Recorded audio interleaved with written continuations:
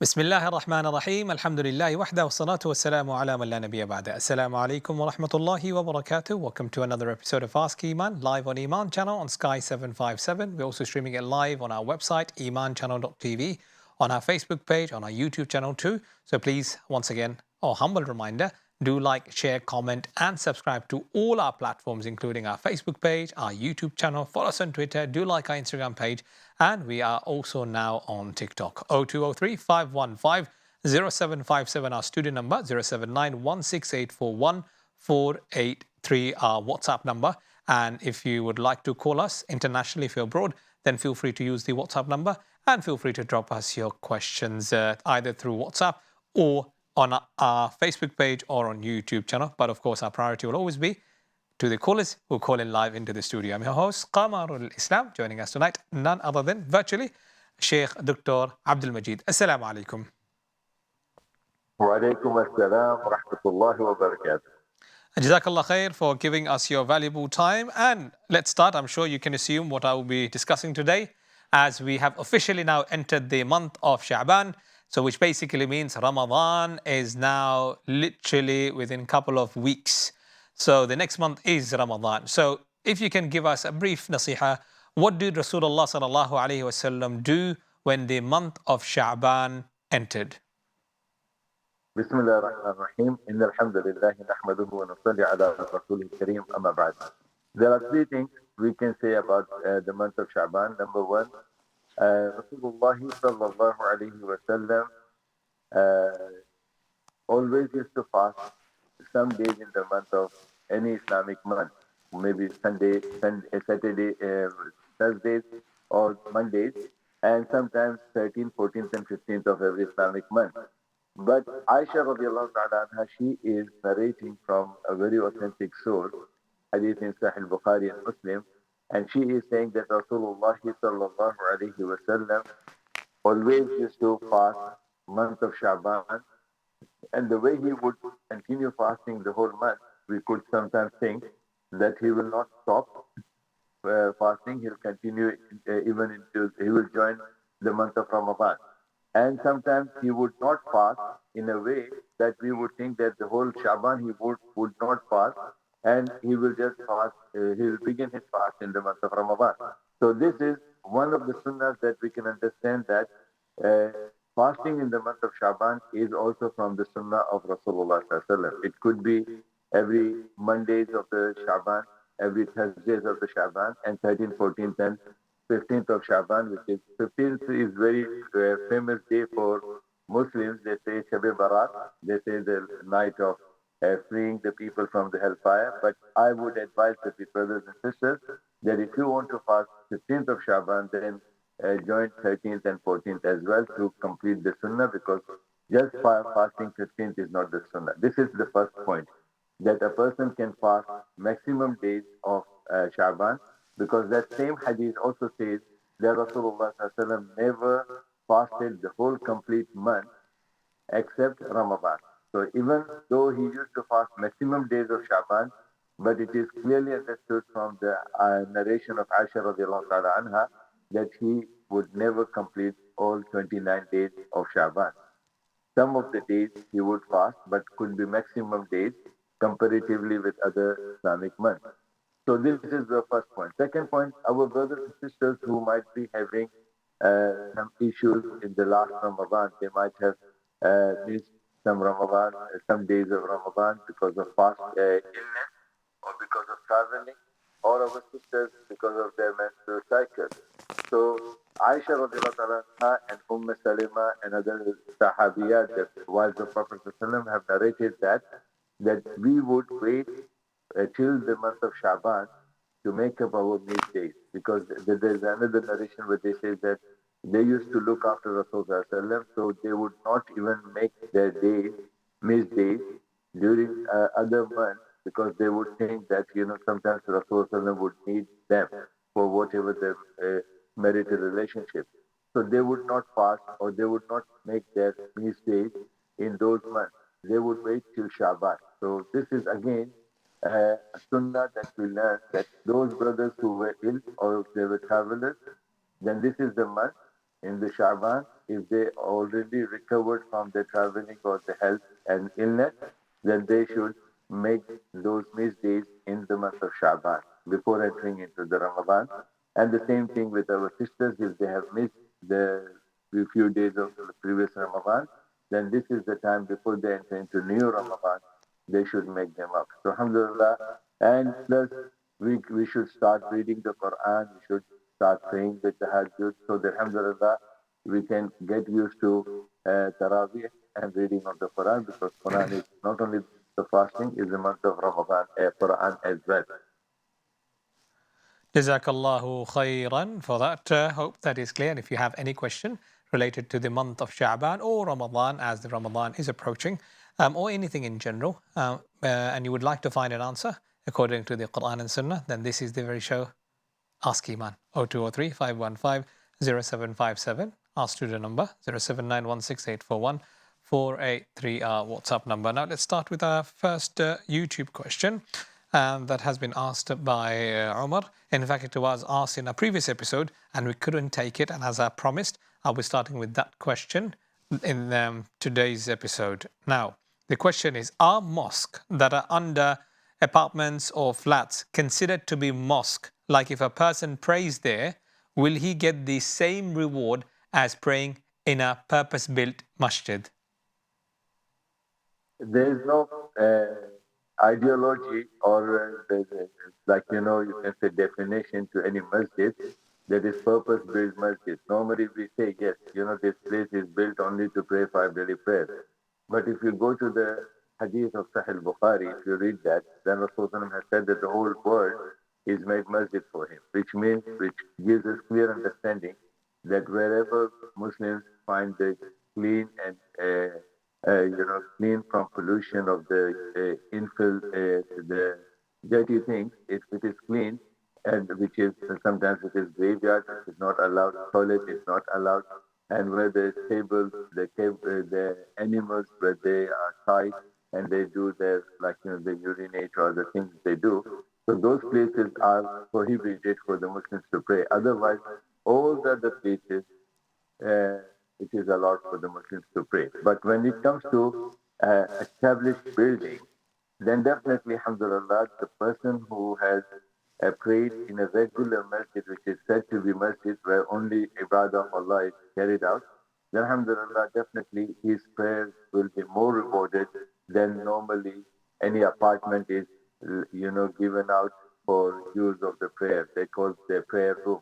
This they don't call it as a mosque. They call that as like in the schools they have prayer rooms, in the shopping malls they have prayer rooms. But these are not masajid as regular masajid where the 5 daily prayers are offered, adhan is being delivered, and official imam is there who leads 5 daily prayers. Okay, if we go by that definition, then definitely a person prays in a regular masjid, purpose-built masjid, then definitely he gets more reward than that. But still, his prayers will be accepted, inshallah. Because another hadith in Sahih Muslim, it says, a person who prays in his house or a person prays in his marketplace. This hadith is in Sahih Muslim, where Prophet says a person, if he prays in his marketplace, he will get less reward than the prayers that he offered in the regular masjid.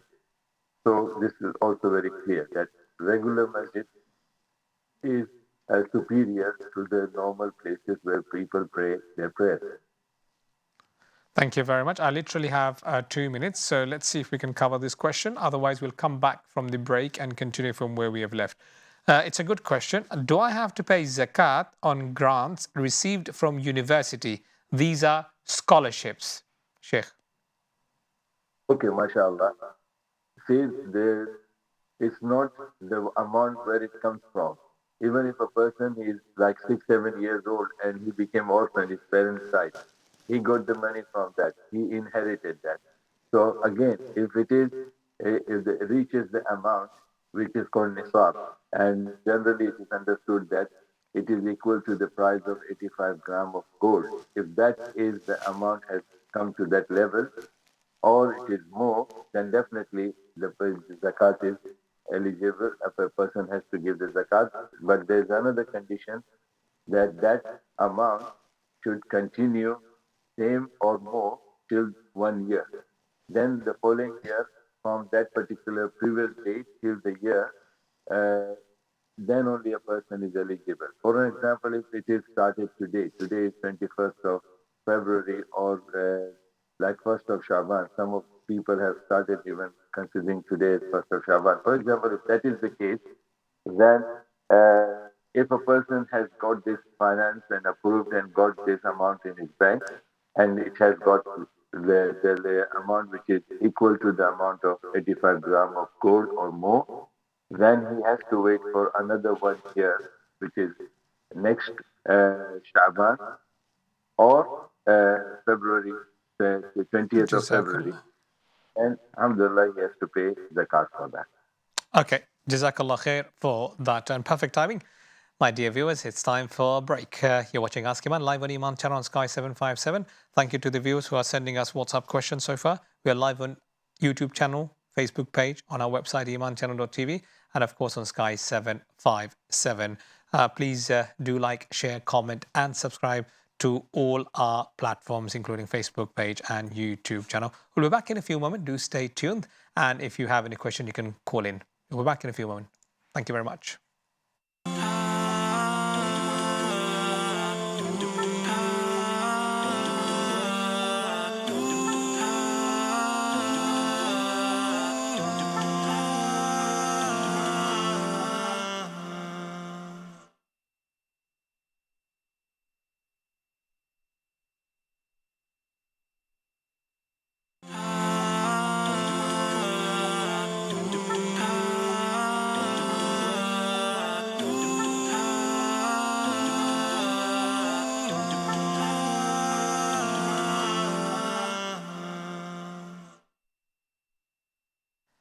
Assalamu alaikum. Welcome back. You're watching Ask Iman live on Eman Channel on Sky 757 or 203 515 0757. Our studio number 07916841483. Our WhatsApp number. And feel free to call in directly using the WhatsApp number, especially our international viewers. We're also live on YouTube channel, on Facebook page. Humble reminder, please do like, share, comment, and subscribe to all our platforms. And alhamdulillah, we're on TikTok now. Now, let's start our question. But before that, I believe let's go or move on to our callers. Let's see who's on the line. Assalamu alaikum. We can hear you live and clear. And you're live on Ask Iman. Brother Nasir, Assalamu alaikum. Oh, I didn't mention my name, but you must have a record of my telephone number. Yes, assalamu alaikum to you and the eminent Sheikh. It's regarding inshallah, the forthcoming Ramadan. There's a famous dua that we say every day, every night before committing to fasting. Dua for when intending the fast in the morning, which is wa bisomi gidatin nawato min shari Ramadan. Yes. Do we say this within ourselves, in our hearts, or do we say verbally, loudly? Because dua, people say you have to say it loudly because it's a ibadat. A dua is a ibadat. Yeah, you have to say by the tongue, but you have to say it inside you. So is this counted as a dua or a niyat? Okay, no problem. Thank you very much. Indeed, a good question. And let's hear the answer. Sheikh. First of all, let me make it clear that this is not from the hadith of Rasulullah, or this dua is not even, these wordings are not even found in the ayat of the Quran, 6,666 of the verses of the Quran, nor it is found in any authentic hadith of Rasulullah where he told us to say this specific word for making the intention. This is not dua actually. All the four madhahib, Hanafi, Maliki, Shafi'i, Hanbali, except Al-Hadith, Salafi, they don't consider this to be even said. But other madhahib, they consider this as a dua for intention. That means these words should be said for the intention that you are fasting for the next day. So that is, normally it is said that when you make intention, it should be said verbally. Some of the opinions, they say it should be said inwardly. And only the intention with the verbal sound is only mentioned or narrated in the Umrah, which is the hadith of Rasulullah, Allahumma laka umratan aw Allahumma laka hajjatan. So that is where the wording has come and it has to be said verbally. So this is what Rasulullah has narrated and told us. But with regards to the niyyah or intention for salah or intention for the wudu or intention for fasting, these are not proven from the Quran and the Sunnah. But if somebody wants to make the intention, then I can say that intention has already started now because we are already trying to prepare ourselves for the month of Ramadan.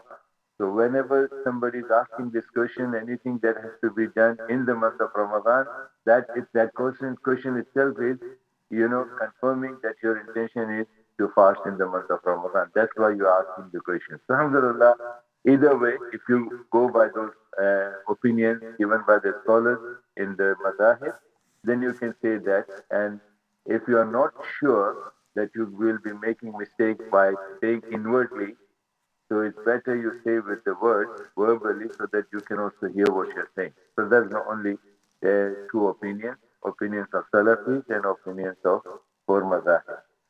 Okay, You can thank go you. by. Okay, thank you very much. And just to clarify, if someone, Alhamdulillah, most of us will be fasting in the month of Ramadan, inshallah. Now, when it comes to the intention, there is some confusion, and we often get this question asked in the month of Ramadan. Does one have to renew the intention every single day before they start fasting in the month of Ramadan? Or, as you've mentioned before, we have the intention to fast and that suffices? The strongest opinion is that the beginning of the month of Ramadan, if a person makes the intention to Allah subhanahu wa ta'ala, Allah, if I live for the whole month, then I will fast for your sake. So that is enough. But there's another authentic hadith where it says that, especially when fasting is concerned, and definitely fasting of the month of Ramadan is fard. So it says that it has to be made the intention every night. So the hadith is very clear. So if a person follows that hadith where he renews his intention every night, that's fine, alhamdulillah. There's no, Harm. something wrong in that. Okay, no problem. Jazakallah khair for that clarification. Hope that is clear. If you'd like to ask any further questions, then 0203 515 0757, or you can see the numbers that are displayed, or both the numbers, in fact, the WhatsApp and the studio number are displayed at the bottom of your TV screen. Next caller. Assalamu alaikum. Wa alaikum assalam wa rahmatullahi wa barakatuh. Thank you very much for calling in. Your question, please.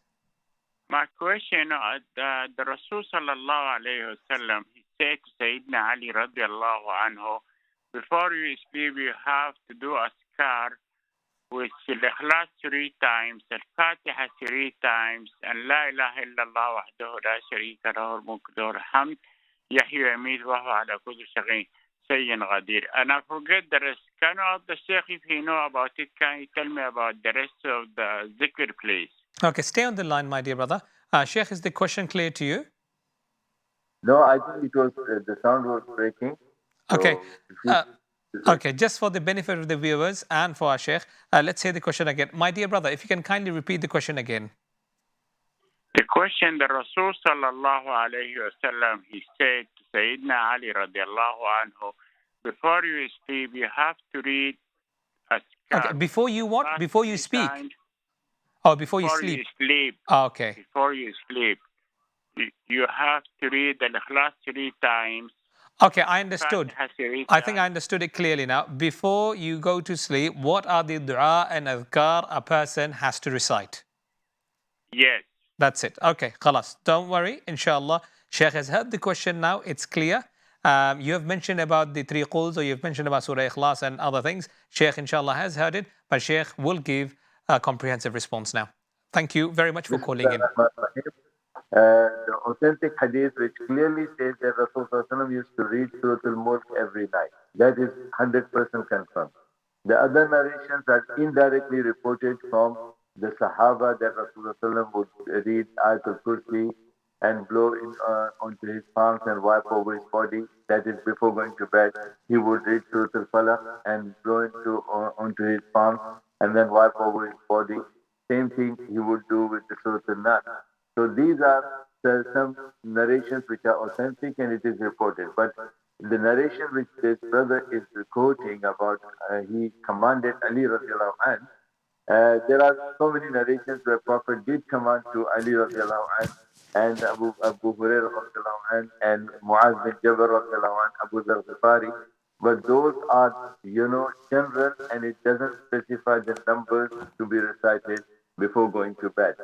So alhamdulillah, it's no harm in that. If somebody wants to read these Ayat al-Kursi, the Surah al-Falaq, Surah al-Nas, one time, or 3 times, or 5 times, or 7 times, alhamdulillah, till he goes to deep sleep, he can say that, as long as he keeps the odd numbers, and not the even numbers, like 1, 3, multiples of, like just the prime numbers, generally we can say.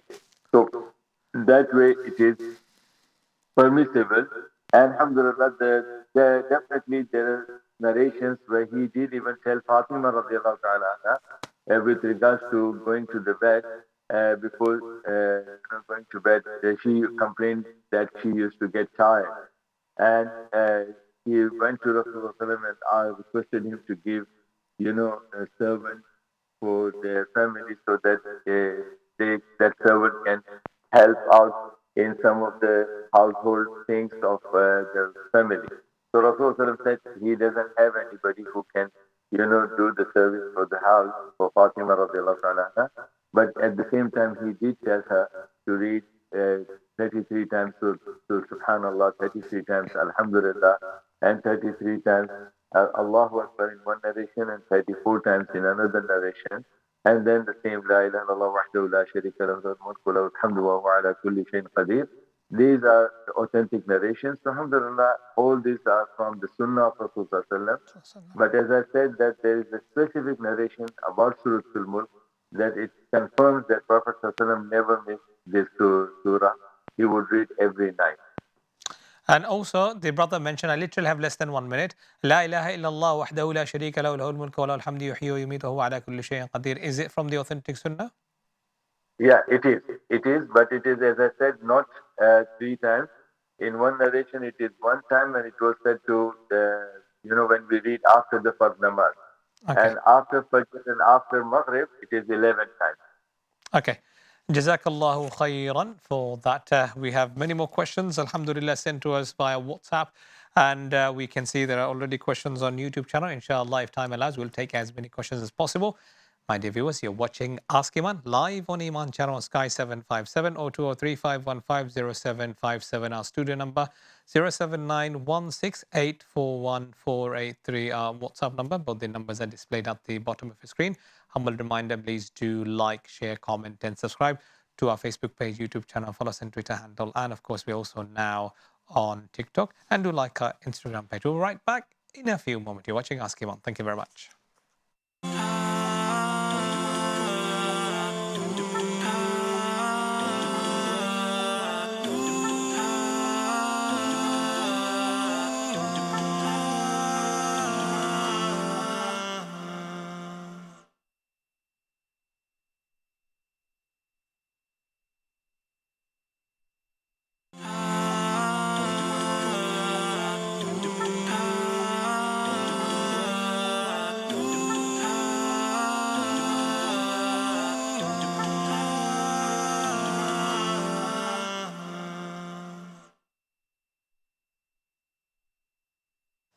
Assalamu alaikum. Welcome back. You're watching Ask Eman live on Eman Channel on Sky 757 or 203-515-0757. Our studio number 07916841483. Our WhatsApp number. And as usual, we are also live on our Facebook page, YouTube channel, and also via our website, emanchannel.tv. Humble reminder, please do like, share, comment, and subscribe to all our platforms.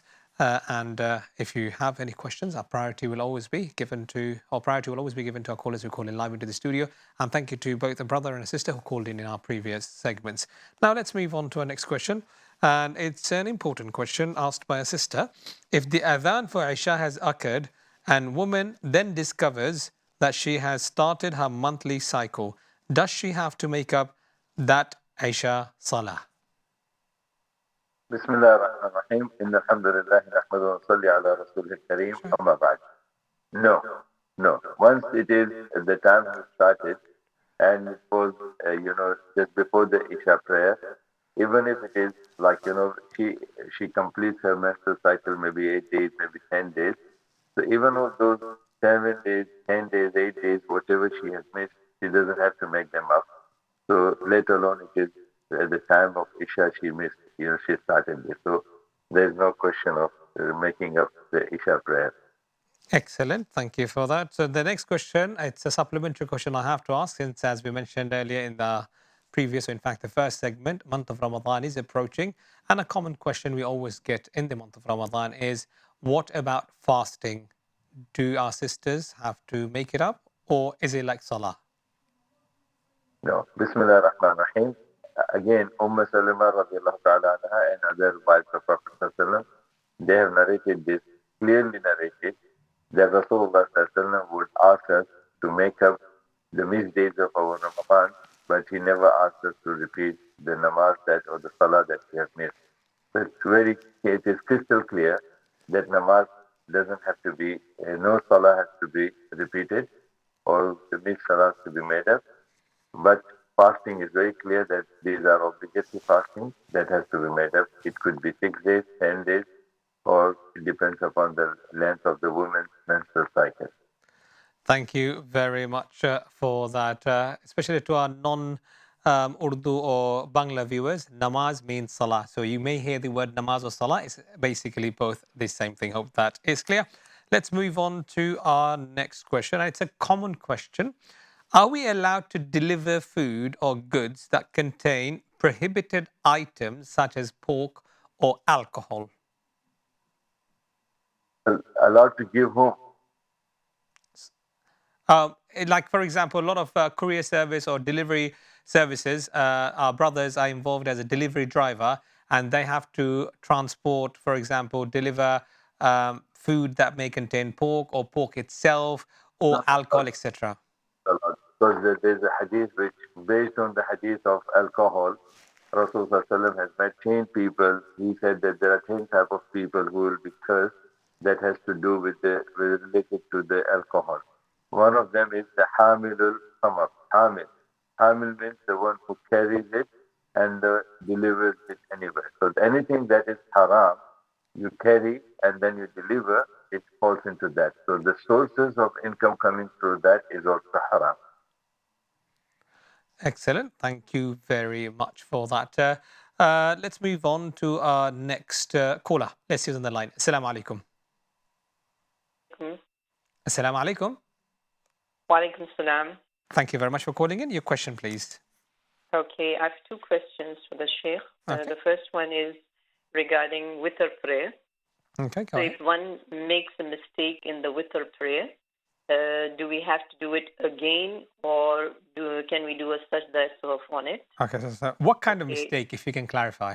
If you miss out like a rakah, or you think you've done two, you think you have done three, which I normally do, and then you realize, oh my God, no, I have done only two. So Okay. what So is the confusion with rakats. Okay. Yeah. Fine. Okay, it's clear. Next question, please. The other question is regarding the reading of the Surah Mulk, which Sheikh was just mentioning. Okay, before going to So sleep. if can one read it after Maghrib, or it has to be read after Isha? If he can explain that, Jazakallah. Okay. Barakallahu fiki. Sheikh, is the question clear? Yes, Alhamdulillah. Bismillah ar-Rahman ar-Rahim. With regards to doubt about the third rakat, whether the person has offered the third rakat, it could be Maghrib or could be witr as well. So we have to go by the certainty, and certainty is for the second rakat, which the person who is in doubt, he is in doubt about the third, not the second rakat. So this is the teaching of our Prophet that we should consider that we have offered only two rakats, and then we have to make up one rakat, which is one rakat for the Maghrib if it is Maghrib, or one rakat for the witr. And after the reading of Tahiyyat and Durood and Dua, it is a choice given to the person's understanding and whatever because the matter is easy in both the ways. Either you perform two sajdas before the salah of your last rakat, or you perform two sajdas after you have given the salam for the complete rakat. You came out of the tahiyyat, tashahhud, durud and dua, and then you said assalamu alaikum wa rahmatullah. Then you perform two sajdas, and then you get up and say assalamu alaikum wa rahmatullah, assalamu alaikum wa rahmatullah. That's done. So both the ways, before salam of the last rakat, or after the salam of the last rakat. So you have to make one rakat, and the sajda sahu has to be made after the salam or before the salam. So this is one issue. The second issue with regards to what was that?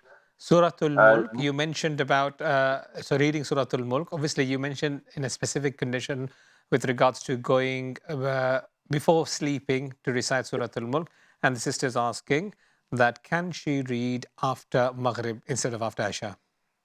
Yeah, most of the time, we as Muslims, we have a very high respect about reading the Quran in a specific manner. So we don't prefer that, reading the Quran, whether it is even one surah, lying on the bed. They say that's disrespect to the Quran.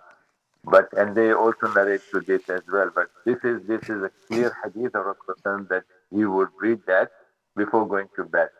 So it could be lying on the bed, or could be sitting on the bed wherever he was, sleeping. So that is a very convenient matter. But with regards to the question of the sister, it's inshallah permissible because our night starts after the Maghrib. So the following day also. So there's no a problem or no restrictions to that. Inshallah, you can read after the Maghrib, and inshallah, it will be counted as you read before sleeping. So definitely after the Maghrib, you'll pray Isha and you will sleep. Alhamdulillah. So it is acceptable, inshallah, and permissible. Excellent. And what do you say, Sheikh, to this? Since Ramadan is approaching, let us increase our habit, our daily habit of reading Quran every single day. What do you say? I always say this that even after Ramadan, you should not stop reading the Quran. Even if it is one page a day, you should continue because reading of the Quran is one of the signs, that a person is attached to Allah's deen, Allah subhanahu wa ta'ala, because there are so many narrations from our scholars and predecessors. They have said that if you want to speak to Allah, then read Quran. So definitely we all want to speak to Allah subhanahu wa ta'ala, and we want to speak to Allah all the time. So that's the best way you can read the Quran. So since it is month of Sha'ban, which is, a month before Ramadan, and the whole month is the Ramadan is the month of Quran, and Allah did say in the Quran, Shahrul Ramadan alladhi unzila fihi al-Quran, that this is the month, Ramadan, in which we have revealed this Quran. And alhamdulillah, so Quran and Ramadan, they are mentioned in one ayah in the Surah Al-Baqarah, and the verse is 185.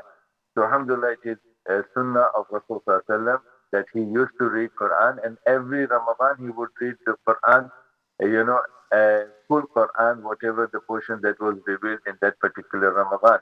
And the last Ramadan of his life, he recited the whole Quran twice to Jibril alayhi salam.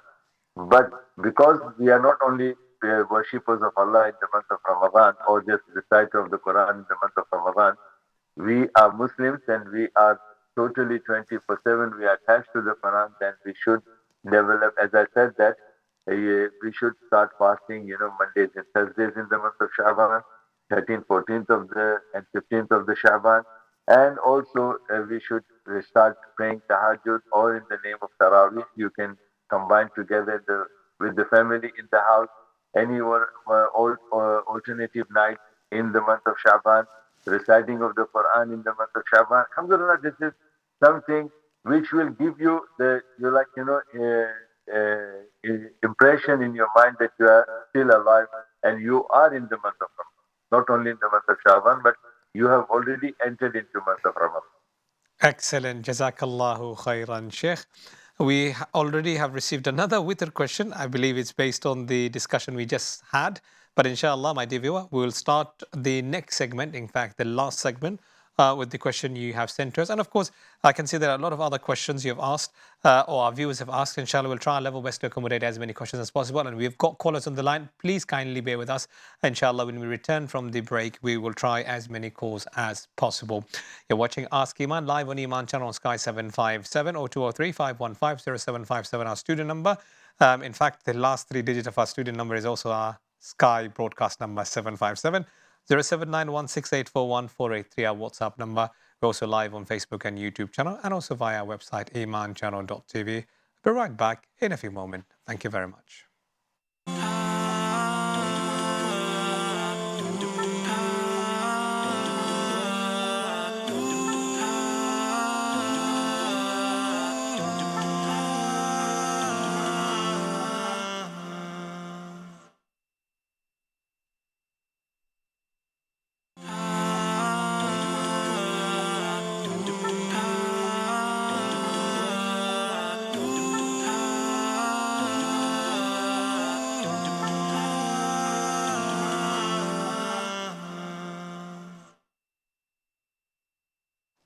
Assalamu alaikum. Welcome back to the last segment of Ask Eman live on Eman Channel on Sky 757 in conversation with Shaykh Dr. Abdul Majid. 0203 515 0757, our studio number, 07916841 our WhatsApp number. Both the numbers are displayed at the bottom of your screen. We're also live on Facebook page, on YouTube channel, and also on our website emanchannel.tv. Humble reminder, please do like, share, and comment.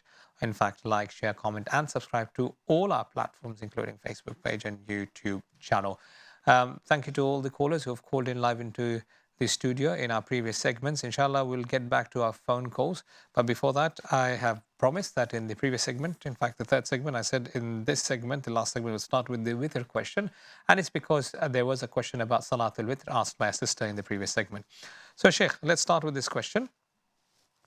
If someone prays Salatul Witr 3 rak'ah, I heard that Sunnah is to read Suratul A'la, Kafirun, and Ikhlas in first, second, and third rak'ahs respectively. Is that correct? Bismillah ar-Rahman ar-Rahim. Yes, it is mentioned. The narration is found in all the Sunan, which is like Sunan Abu Dawud and Tirmidhi. And so these kind of narrations are, yes, mentioned in the ahadith, and it is all authentic, inshallah.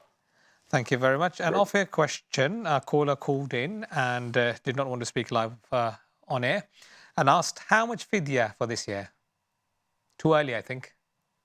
Yeah, doesn't matter. I say that normally the fidya is normal meal that a person goes to have. Like, I know that me being a big guy with heavy body, I think I buy a meal which is between 4 pounds, 5 pounds. Sometimes it is 6 pounds, but it is more than enough for me for a time that I want to have. Like if it is a meal for a lunch or dinner, it is sufficient. So that is normally what we understand from the kafara or fidya of on behalf of the missed days or the person who could not fast due to the constant illness and the constant regular medication. Then this person has to give one meal, one fidya, which is equal to one meal.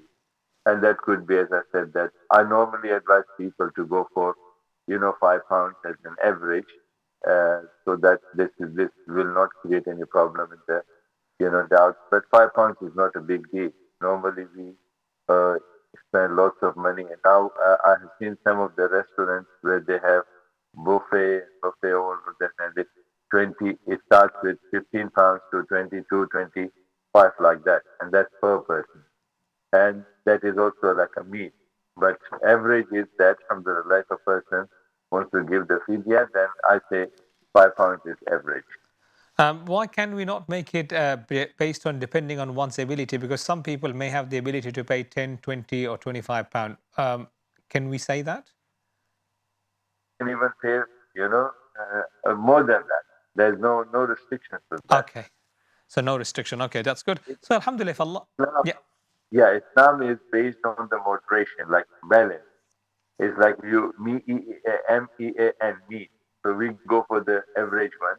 If somebody afford to, pay more, alhamdulillah, then fine. But sometimes when we give more, if we mention more, a big amount, then those people who are not able to do that and they are on medication, elderly people, and they don't have enough, to pay for that. Some of them are getting less pension, some of them, they don't get pension at all, and they Yeah. had some few things of this. So it is better to go for the average, and that is £5, inshallah. Okay. Inshallah. It's an early question. Normally we have this question during the month of Ramadan, but here we go. It's clear now. And Jazakallah khair for the viewer who has called and requested the question of air. Okay, next question.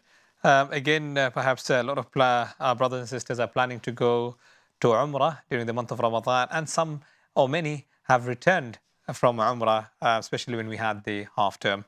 Now, this question, the brother or the sister is asking, in places like Masjid al-Haram in Mecca or Masjid al-Nabawi in Medina, is it permissible to walk past those who are praying as both places are totally crowded? Bismillah ar-Rahman ar-Rahim. Yes, there generally is not allowed for any Muslim. First of all, the one who is praying in an open area, even in the masjid, where the masjid is big and he's praying somewhere in the middle of the masjid, inside in the center of the masjid, and there are so many rows in front of him, so many rows behind him, and there could be chances for the people to pass from in front of him. In that case, the sunnah is for the one who is praying that he should pray with having a sutra in front of him. Sutra could be equal to this size. You can see one span of hand like this, something that could, be put in front of him, or it could be like even those frames. Normally, people they use to read the Quran on that. That rahal or frame can be put in front of the person, or if he has got, like tablet or something like that, he can just put it off and keep it in front of him, standing position, so that the people who wants to pass by, they can pass from over that mark. This is one thing. Second thing, this restriction is only when you are in an open area or where you are in a big masjid where there is a huge space in front and behind and sidewise. But this restriction is totally taken off in Masjid al-Haram and Masjid al-Nabawi, where Abdullah bin Abbas radiallahu ta'ala anhu majma'in, he has clearly narrated that we used to pray in the Masjid of Masjid al-Haram and also in Masjid al-Nabawi, and people would just cross in front of us and nobody would object to that. Thank you very much for that. And next viewer, or in fact, a viewer is asking a question. What's the definition of fidya? Is an amount which is or a meal that is given on behalf of a person who is unable to uh, fast or unable to make the missed days of his Ramadan due to constant or regular medication or illness. Or sometimes people have gone to a certain age and when they fast, that could harm their body and their fasting is not advisable to them based on the medical advice, based on the doctor's advice. Because in this matter, if it is health is concerned, then we always advise, we always say on TV that consult your medical doctors, that is fasting okay for them or that could bring, and if the doctors, they say that, even non-Muslim doctor says that it is not good for your health, then we have to take his verdict because he is not giving a religious verdict, he's talking about the health of a person. So his opinion must be taken into consideration. And based on that, a person who is unable to make the missed days of his fasting due to this constant illness, that is called kafara or fidya. So this is called fidya, and that's the definition of the fidya, and that is the one meal compared to equal to one day that a person has missed. If he has missed the whole 30 days or 29 days,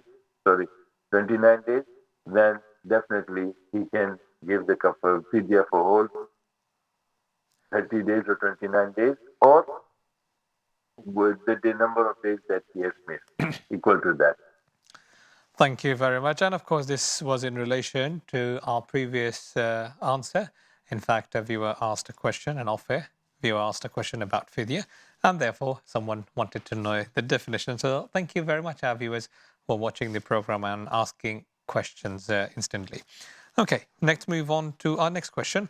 Literally, we have 2.5 minutes. Is it permissible to read a hadith from a book after every salah in Jama'ah or after a particular salah, such as Asr or Maghrib or after Isha, every day?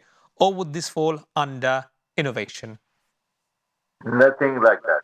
Rasul Sallallahu would always give the reminder to the people after every salah and whenever he sees that the reminder is needed.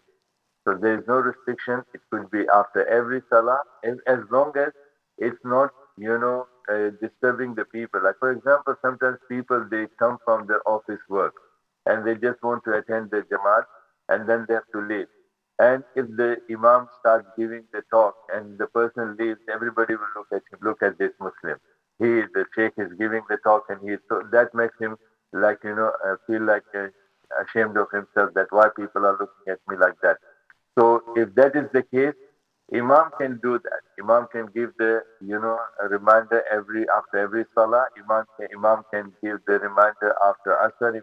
Whatever the convenient time for the Imam and for the people. And there's no restriction for the people who are working during their work. If somebody is giving the reminder and you have a job to do, then alhamdulillah, this is not compulsory for you to attend. You can leave. So I want to make it both clear to the people, because I've seen people like, in Arab countries, many Muslims, they object the Arab Muslims there. Arabs normally they have a culture that they pray only for prayers, and remaining sunnahs they no more normally pray in the houses. So our Asian people will just object them. Look at these people. They just come for the fard and then they leave. They don't pray the sunnah. No, sometimes the people may be praying in the house, and Arabs are seen that they pray. So that way, sometimes when the sheikh is giving the lecture regularly and during the working hours, so those people who are professionals like medical doctors, maybe teachers, and they come out to pray to get the reward of the congregational prayer, and the talk is given and he has to leave. So people should not gaze at him in a bad look, or people should not object to that. Inshallah. Okay, Jazakallah khair. Perfect time. Literally 20 seconds left. Jazakallah khair, Sheikh, for giving us your valuable time, and looking forward to hosting you again in our future episode. Hopefully, inshallah, in the studio. That's all we have time for, my dear viewers. You're watching Ask Iman live on Eman Channel on Sky 757. Inshallah, until next time, subhanakallahumma bihamdik, nashhadu an la ilaha illa anta, nastaghfiruka wa natubu ilayk. Wassalamu alaikum wa rahmatullahi wa barakatuh.